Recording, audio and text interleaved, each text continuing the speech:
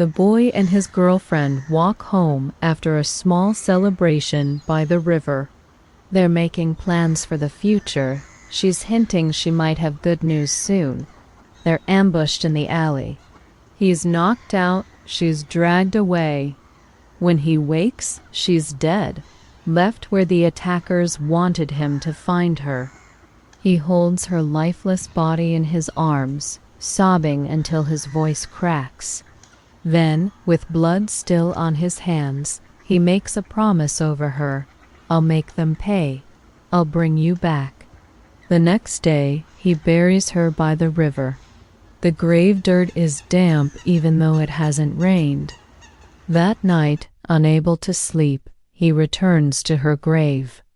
On top of the mound lies a leather-bound book, old and water-warped. No footprints lead to it. Inside, the ink looks freshly written. The pages detail resurrection magic, but the price is 6 untouched lives. They must be gathered alive, kept until the ritual night, and killed together at the altar with the deceased in the center. The book even shows a rough map of where the altar should be drawn, deep in the forest by the river, where the moonlight hits the water. He wants to throw the book away until he dreams of her that night, standing in the moonlight, whispering his name. When he wakes, her silver chain, buried with her, is on his nightstand. That's enough. He decides he will find the 6 sacrifices. He studies the rules in the book carefully. It says, they must be pure in body. They must still have hope for life, no despair, no will to die. They must be alive and conscious at the altar. The boy starts researching, using social media, overhearing conversations in cafes, and visiting a local clinic where premarital counseling is offered. The book reacts when he writes down a name. The ink shivers on the page, confirming purity. His plan: lure each woman separately, keep them alive in an isolated storage facility he rents outside of town, and feed them just enough to keep them strong for the ritual night. Victim 1, a shy college student he meets at the library. He offers to help her with a research project, then drives her home. He chloroforms her before they reach her street. Victim 2, a waitress working late. He leaves a big tip and pretends to forget his wallet, convincing her to follow him to his car, where he attacks. Victim 3, a church volunteer handing out flyers. He pretends to be interested in joining, asks her to pray for him, then ambush her when she bows her head. Victim 4, a teenage neighbor he's known for years.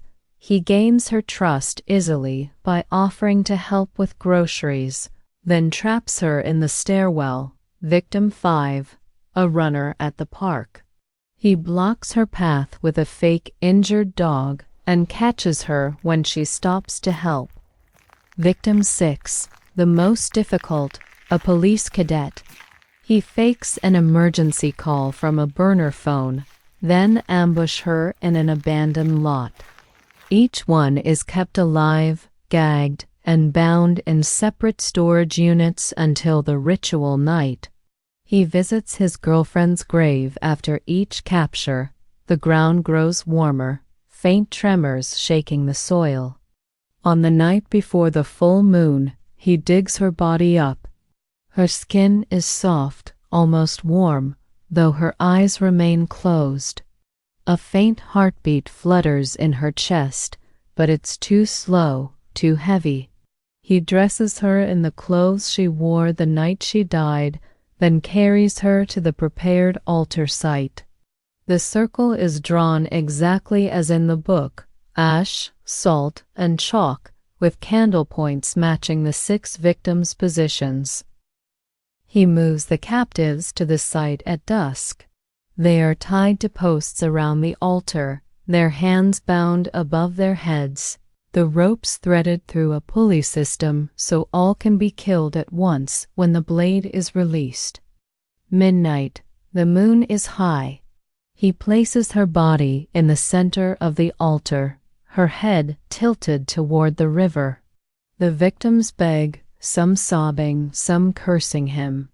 His hand hovers over the mechanism, one cut, and all 6 ropes will drop the blades he's positioned at their throats.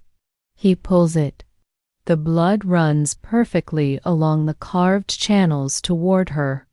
When it touches her lips, her chest heaves, her eyes open, black from edge to edge. She sits up, but says nothing. He rushes to her, holding her face. "It's you. You're back." Her head tilts slightly, eyes scanning the corpses around her. She stands, stepping away from him, and walks toward the forest. He follows, calling her name, but when she turns, her smile is wide, unfamiliar. Her voice is not hers. "You brought me home. But I am not alone." Something moves in the trees behind her, shadows that ripple even without wind. 2 weeks later, she speaks less, eats little, stays cold to the touch, except for her stomach, which now swells unnaturally fast. One night, she tells him, "It's not yours, it's his." The book's final hidden page appears. The vessel shall carry the air of the shadow. Each moon, 6 more lives must be fed to sustain it. The town has started to feel smaller. Streets vanish into fog earlier each evening. Lamplight no longer pushes the darkness back, it just floats inside it. He keeps the book in a locked drawer now, but every time he sleeps, he dreams of its pages turning by themselves. In those dreams, the ink bleeds into new instructions. Always the same demand. 6 more. She moves differently now. Less like a person, more like the shadow that follows a person. Her eyes sometimes roll completely black when she looks at him. Other times, they're hollow and empty, like she's staring through him at something behind. The pregnancy has advanced beyond nature. A month has passed, but she looks almost full term. At night, he can hear movement inside her belly, not the soft kicks of a baby, but the scraping, clawing, and occasional whispering. He tries to ignore the book's demand. He tries to tell himself that 6 more deaths aren't worth it. That's when the punishments begin. First, he wakes to find his front door wide open, muddy footprints leading to his bed. Then, he sees one of the 6 original victims, or what's left of her, standing in the hallway, mouth sewn shut. Then, one night, he wakes to find his own reflection missing from the mirror. She tells him in a flat, almost bored voice, "If you don't feed him, he'll feed on you. And he won't stop at you." The implication is clear. This thing inside her isn't just alive, it's growing hungry.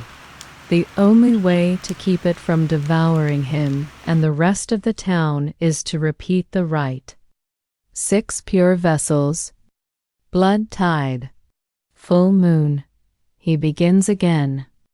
Scouting the streets after dark, memorizing faces, testing names with the sigil, renting new storage units, laying out the ropes and blades in advance. This time, though, she insists on watching every abduction, her pale hand resting on her swollen stomach as if the thing inside is learning.